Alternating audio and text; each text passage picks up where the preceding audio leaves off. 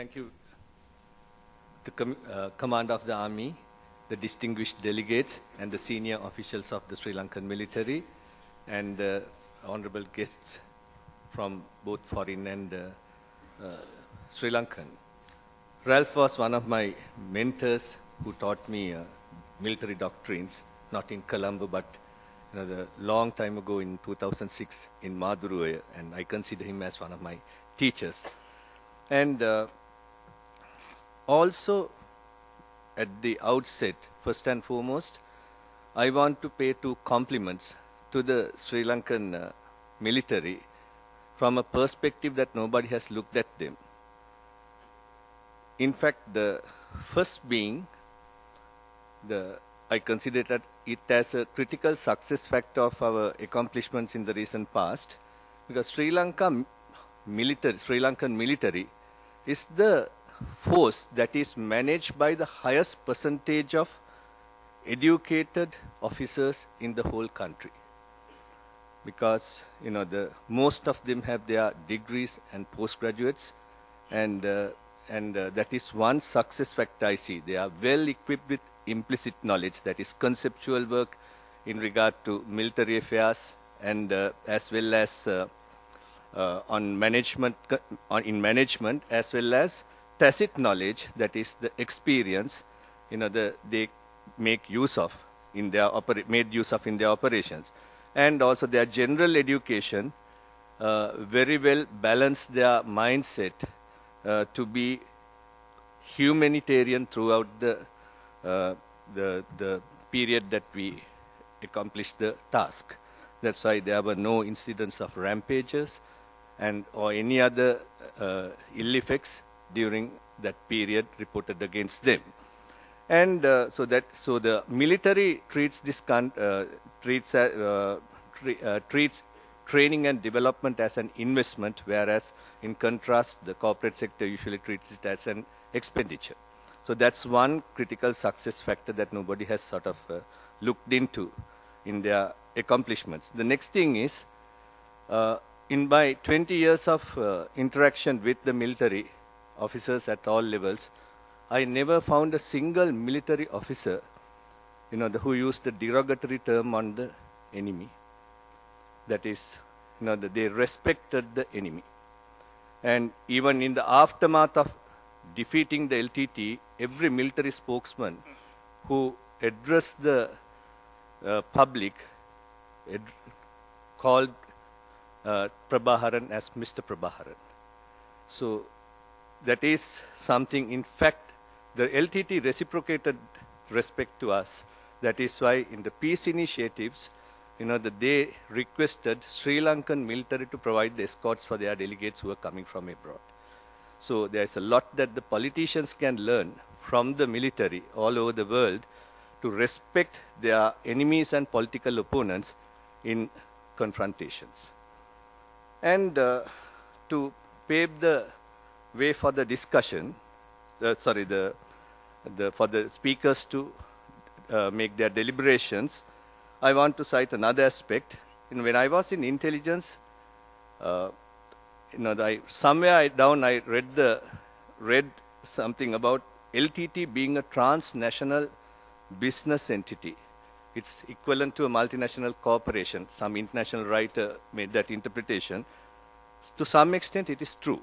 The reason being, in 1999, I can remember the intelligence made an assessment of their income, and that was around $1 million a day arising from their businesses. Then we saw it was growing exponentially in the time to come. By 2005, immediately after the tsunami, the fund flows into the country was in excess of $1 billion under the reconstruction and rehabilitation. As we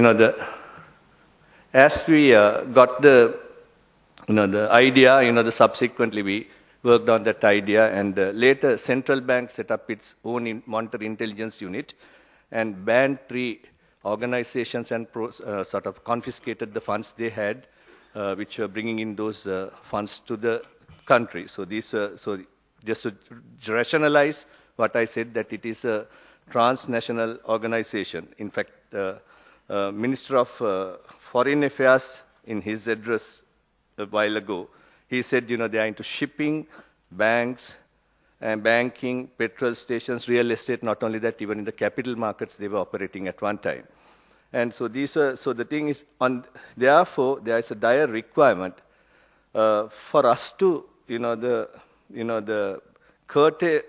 no way that we can confront it locally, but we have to be cautious about this, that it may function once again in a different form in the time to come.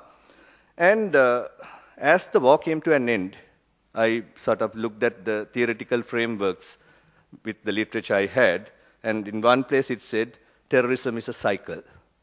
So then I realized that, okay, we have finished one 30-year-long cycle. Then yesterday I heard the Secretary of Defense, Honorable Gotabaya Rajapaksa, making this statement, there is a possibility of re-emergence of terrorism. And then Army Commander General Ratnayaka said, we paid a price for not being alert enough, a mistake that shall never be repeated. I would like to draw a small parallel to the Chinese farmers who cultivate bamboo. They plant the seeds in the planting grounds and water them every day for 5 years. And after watering them for 5 years, only the sprout surfaces. So they keep watering it on a daily basis for 5 years. And once the sprouts surface, it takes only 6 weeks for them to reach 90 feet. So we shall never undermine that. Right? And Sri Lanka is being LTT being interpreted as a transnational corporation, Sri Lanka is their cultivation ground. And they have to, I think, one phase is over. Last time we destroyed the harvest once it grew to 90 feet. So they have started planting the seeds once again, as indicated by many of the previous speakers. And that is the planting ground for them. But on the other hand, we have to stop them watering it. Right? So they don't reside here.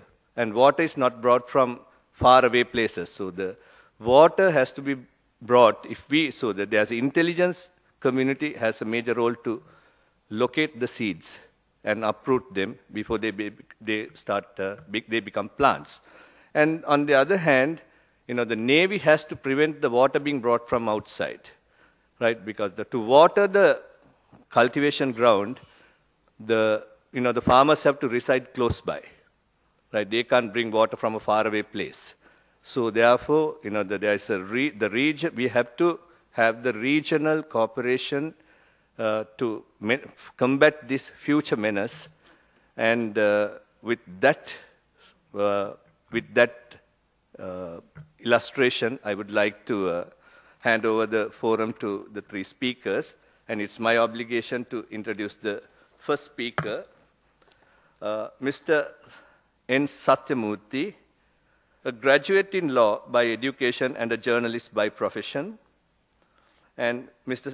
N. Satyamurthy has been the director and a senior fellow at the Chennai chapter of Observer Research Foundation, ORF, the multidisciplinary Indian public policy think tank, serving in New Delhi.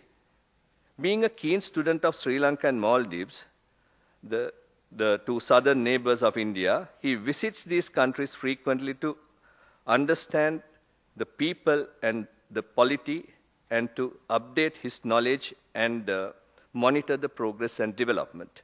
Mr. Satyamurthy has been regularly writing on the domestic polity and society in these countries, and also on Indian politics and